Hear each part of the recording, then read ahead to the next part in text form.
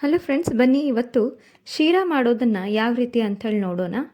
ಇದು ಬೇಗ ಆಗುತ್ತೆ. ಇದಕ್ಕೆ ಬೇಕಾಗಿರುವಂಥ ಇಂಗ್ರೀಡಿಯೆಂಟ್ಸ್ ನೋಡೋಣ. ನಾನಿಲ್ಲಿ 100 ಗ್ರಾಮು ತುಪ್ಪ ತೊಗೊಂಡಿದ್ದೀನಿ. ಸ್ವಲ್ಪ ಹಾಲನ್ನು ಸೇರಿಸ್ಕೊತಿದ್ದೀನಿ ತುಪ್ಪದಲ್ಲಿ.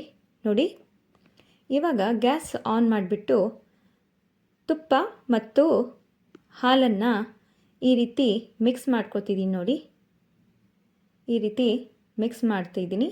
ನೋಡಿ, ಇವಾಗ ಇದು ಸಪ್ರೇಟಾಗಿ ತೆಗೆದಿಡೋಣ. ಇವಾಗ ಕಡಾಯಿ ಇಟ್ಬಿಟ್ಟು ಒಲೆ ಮೇಲೆ ಒಂದು ಬೌಲು ನಾನು ಸೂಜಿ ರವೆ ಅಥವಾ ಬಾಂಬೆ ರವೆ ಅಂತ ಹೇಳ್ತಾರಲ್ಲ ಅದನ್ನು ತೊಗೊಂಡಿದ್ದೀನಿ. ಈ ರೀತಿ ಲೋ ಫ್ಲೇಮಲ್ಲಿ ಚೆನ್ನಾಗಿ ಇದನ್ನು ಹುರ್ಕೋಬೇಕು. ನಾನಿಲ್ಲಿ ಹುರಿತಾ ಇದ್ದೀನಿ ನೋಡಿ.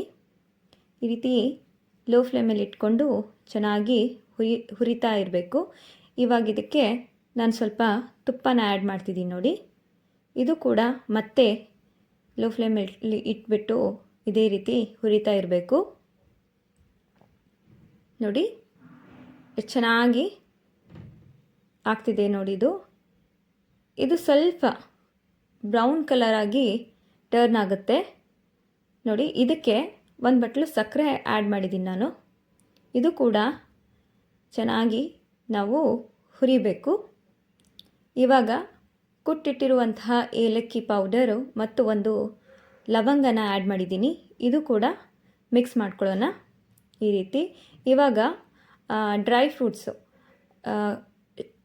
ದ್ರಾಕ್ಷಿ ಮತ್ತು ಗೋಡಂಬಿ ತುಪ್ಪದಲ್ಲಿ ಹುರಿದಿಟ್ಟಿರುವಂತಹ ಈ ಡ್ರೈ ಫ್ರೂಟ್ಸನ್ನ ಈ ರವದಲ್ಲೇ ಆ್ಯಡ್ ಮಾಡಿದ್ದೀನಿ. ಇವಾಗ ತುಪ್ಪ ಮತ್ತು ಹಾಲು ಸ್ವಲ್ಪ ಬಿಸಿ ಮಾಡ್ಕೊಂಡಿದ್ದೀವಲ್ಲ ಅದನ್ನು ಇದರಲ್ಲಿ ಆ್ಯಡ್ ಮಾಡ್ತಿದ್ದೀನಿ. ನೋಡಿ, ಈ ರೀತಿ ಆ್ಯಡ್ ಮಾಡಿಬಿಟ್ಟು ಇದನ್ನು ಲೋ ಫ್ಲೇಮಲ್ಲಿ ಚೆನ್ನಾಗಿ ಮಿಕ್ಸ್ ಮಾಡ್ಕೋಬೇಕು.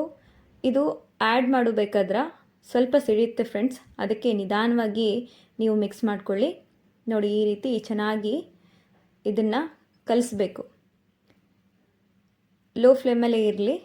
ಯಾಕೆಂದರೆ ಏನು ಮಾಡಿಬಿಡ್ತಾರೆ, ಮಾಡಬೇಕಾದ್ರೆ ಸ್ವಲ್ಪ ಹೈ ಫ್ಲೇಮಲ್ಲಿ ಇಟ್ಬಿಟ್ಟು ಮಾಡಕ್ಕೆ ಹೋದರೆ ಏನಾಗ್ಬಿಡುತ್ತೆ, ಅದು ಬೇಗ ತಳ ಹತ್ಕೊಂಡು ಬಿಡುತ್ತೆ, ಹೊತ್ತು ಬಿಡುತ್ತೆ. ಅದಕ್ಕೋಸ್ಕರ ನಾನು ಪದೇ ಪದೇ ಹೇಳ್ತಿದ್ದೀನಿ. ನೋಡಿ, ಇದು ಇವಾಗ ಕುದೀತಾ ಇದೆ.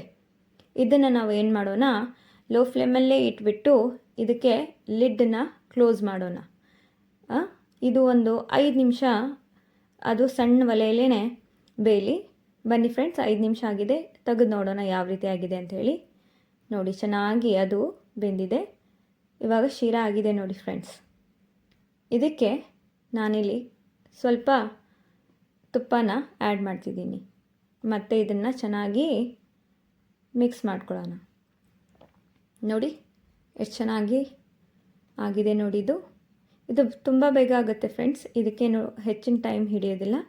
ಅದಕ್ಕೋಸ್ಕರ ಹಬ್ಬ ಯಾವುದಾದ್ರೂ ಫಂಕ್ಷನ್ನಲ್ಲಿ ನೀವು ಈ ರೀತಿ ಮಾಡ್ಕೊಂಡ್ಬಿಡಿ. ಇದಕ್ಕೆ ತುಂಬ ಟೈಮ್ ಹಿಡಿಯೋದಿಲ್ಲ. ಇವಾಗ ಸ್ವಲ್ಪ ಗ್ಯಾಸನ್ನು ಆಫ್ ಮಾಡಿಬಿಟ್ಟು ಇದನ್ನು ಸಪ್ರೇಟ್ ಪ್ಲೇಟಲ್ಲಿ ಹಾಕಿದ್ದೀನಿ. ನೋಡಿ, ಈ ರೀತಿ ನಾನು ಗಾರ್ನಿಷ್ ಮಾಡಿದ್ದೀನಿ. ನಾವು ಮಾಡಿರುವಂತಹ ಅಡುಗೆ ನಿಮಗೆ ಇಷ್ಟ ಆಗಿದ್ದರೆ ನಮ್ಮ ಚಾನಲ್ನ ಸಬ್ಸ್ಕ್ರೈಬ್ ಮಾಡಿ, ಕಾಮೆಂಟ್ ಮಾಡಿ, ಶೇರ್ ಮಾಡಿ, ಲೈಕ್ ಮಾಡಿ, ಮತ್ತು ಯಾವ ರೀತಿ ಆಗೈತೆ ಅಂತ ಹೇಳಿ ನಮಗೆ ತಿಳಿಸಿ ಫ್ರೆಂಡ್ಸ್. ಮತ್ತೆ ಸಿಗೋಣ. ಬಾಯ್.